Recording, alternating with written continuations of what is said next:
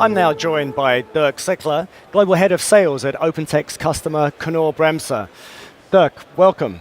Tell us about what you do and your company.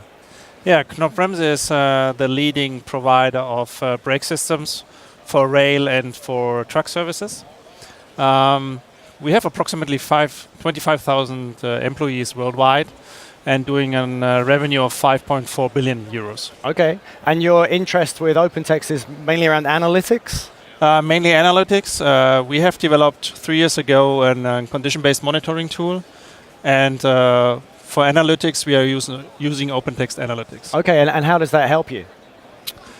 It helps our customer to understand the data in a better way, to structure the data, to understand if something happened, what happened, and what was the reason for this. Okay, and the practical benefits to those customers around what safety, efficiency, what else? Yeah. So with the system, they can reduce their maintenance cost by approximately 20%. Right.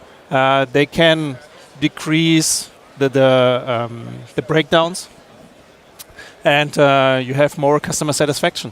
Okay, and in terms of some of the big trends in analytics that you're seeing, globally, what are some of the things that you're actually doing right now?